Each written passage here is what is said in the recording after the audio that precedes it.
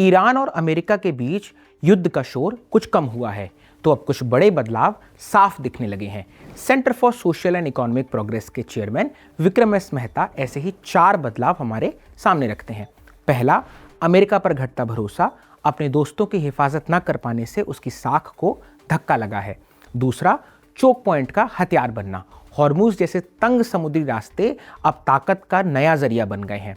तीसरा, ओपेक का बिखरना, अरब तेल देशों के इस गुट की पकड़ अब ढीली पड़ चुकी है। और चौथा, ईरान का नया चेहरा, वो अब एक ज्यादा व्यावहारिक और जिम्मेदार देश के तौर पर उभर रहा है। नमस्ते, मेरा नाम दीपक तेनगुरिया है और आप देख रहे हैं वैचारिकी। इसमें हम इंडियन एक्सप्रेस पर छप रहे अलग अलग सब्जेक्ट एक्सपर्ट्स के लेख आपके लिए हिंदी में लेकर आते हैं। जो 2 पन्ने पर हमारे ऑपेड छपते हैं उसकी बात मैं कर रहा हूं। अब जिन 4 बदलावों की बात हमने ऊपर की थी स्टोरी में, उस पर विस्तार से उसे समझ लेते हैं। पहला, माना जा रहा है कि इस टकराव में अमेरिका ईरान से मात खा गया। उसके अपने सेंट्रल कमांड के मुताबिक 28 फरवरी से और 8 अप्रैल के बीच अमेरिकी बॉम्बर्स ने 10,000 उड़ानें भरी, ईरान के अंदर 1,30,000 ठिकानों पर हमले किए। उसकी 85% मिसाइल बनाने की क्षमता और 70% मिसाइल दागने का ढांचा तबाह कर दिया जहां से लॉन्च होता था। ईरानी नौसेना भी लगभग डुबो दी। इसके बावजूद अमेरिका अपना एक भी बड़ा मकसद पूरा नहीं कर पाया। न ईरान की सत्ता बदली, न उसका परमाणु जखीरा खत्म कर पाया और न उसे कमजोर कर सका। इतना ही नहीं, अमेरिका अपने खाड़ी सहयोगियों को भी पूरी सुरक्षा नहीं दे पाया। सऊदी अरब, यूएई, कतर, बहरीन, कुवैत, सभी को ईरानी मिसाइलों और ड्रोन से नुकसान हुआ, जबकि इन देशों ने सुरक्षा के बदले अमेरिका को अपने यहाँ सैन्य अड्डे बनाने दिए थे। शर्त यही थी, बुनियाद यही थी। यहाँ अमेरिका के पूर्व विदेश मंत्री और मशहूर कूटनीतिज्ञ हेनरी किसिंजर की एक बात सटीक बैठती है कि अमेरिका का दुश्मन होना खतरनाक है, पर उसका दोस्त होना तो जानलेवा है। भरोसे की इसी दरार में भारत के लिए एक मौका है, बड़ा मौका। भारत की रक्षा और तकनीक से जुड़ी कंपनियां इस इलाके में नए रिश्ते बना सकती हैं। दूसरे बदलाव की बात कर लेते हैं। दूसरा बदलाव है चोक पॉइंट का हथियार बनना। चोक पॉइंट यानी वो तंग रास्ता जिसे रोक देने से पूरा कारोबार ठप हो जाए, जैसे आपकी सांस की नली हो गई, ऐसी वाली जगह। ऐसा ही एक रास्ता है हॉर्मुज। दुनिया का 20% तेल इसी से होकर गुजरता है। अब तक माना जाता था कि ईरान इसे रोक नहीं सकता। 1988 में जब उसने कोशिश की थी तो उसे अमेरिकी नौसेना ने कुछ ही दिनों में उसके जहाज और तेल के जो ठिकाने थे वो तबाह कर दिए थे। पर इस बार तस्वीर पलट गई। मिसाइल की धमकी, तेज स्पीड बोट के हमलों और सोशल मीडिया के चतुर इस्तेमाल से ईरान ने इस रास्ते की आवाजाही रोक दी थी। इसका सीधा असर तेल की कीमतों पर पड़ा। बमबारी से पहले जो कच्चा तेल था वो $75 प्रति बैरल था।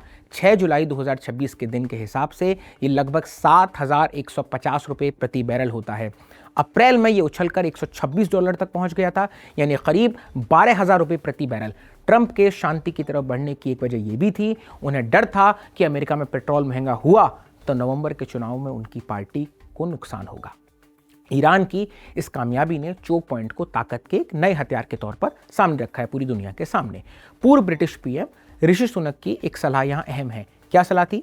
कि देश या कंपनियां किसी तकनीक की पूरी सप्लाई चेन पर कब्जे की कोशिश न करें, बल्कि एक ऐसा खास जगह बनाएं, एक ऐसी जगह बनाएं जहां उन्हें कोई चुनौती न दे सके। इसकी कुछ मिसालें समझिए, आपको बात पूरी समझ में आ जाएगी। ब्रिटेन की कंपनी आर्म होल्डिंग्स, जिसकी बनाई चिप डिजाइन दुनिया के 99% स्मार्टफोन्स में है। ताइवान की company Taiwan semiconductor manufacturing company TSMC, जो दुनिया की 70% आधुनिक चिप बनाती है। और नीदरलैंड की कंपनी ASML होल्डिंग, जो चिप बनाने की सबसे बारीक मशीनें बनाती है। इसी सूची में आप चीन को भी रख सकते हैं, जिसका दुर्लभ खनिजों यानी रेयर अर्थ पर दबदबा है। पर हर देश ऐसा चोक पॉइंट नहीं बना सकता, और जो नहीं बना सकते उन्हें अपना जोखिम घटाना होगा। जोखिम, हर बार थोड़ा नुक्ते में हो जाता हूं, माफ कीजिएगा। खाड़ी के देश हॉर्मुज से बचने के लिए जमीनी पाइपलाइन बना रहे हैं। भारत के पास भी एक रास्ता है, अपना रणनीतिक तेल भंडार बढ़ाना। रणनीतिक तेल भंडार यानी आपात हालत के लिए जमा किया गया तेल। भारत के पास अभी सिर्फ 8 दिन का भंडार है। इसे कम से कम 30 दिन या बेहतर हो तो 60 दिन तक ले जाना चाहिए। तीसरा बदलाव है ओपेक का बिखरना। ओपेक यानी OAPEC यानी अरब तेल निर्यातक देशों का एक संगठन। इसमें UAE, Bahrain, Algeria, Saudi Arabia, Syria, Iraq, Qatar, Kuwait, Libya और इजिप्ट शामिल हैं। अब ये कमजोर पड़ चुका है। यूएई इससे निकल चुका है, कई और देश निकलने की कगार पर हैं। और ईरान का अरब सदस्यों से जो सैन्य टकराव है, अगर पहले किसी से पूछा जाता कि हॉर्मूज बंद होने पर तेल कितना महंगा होगा तो वो 150 से $200 प्रति बैरल बताते, यानी 6 जुलाई 2026 के दिन के हिसाब से करीब 14,000 से 19,000 रुपये प्रति बैरल। पर एक दिन के $126 वाले उछाल को छोड़ दें तो कीमतें $90 के आसपास ही रही है लमसम। इसकी वजह भी दिलचस्प है।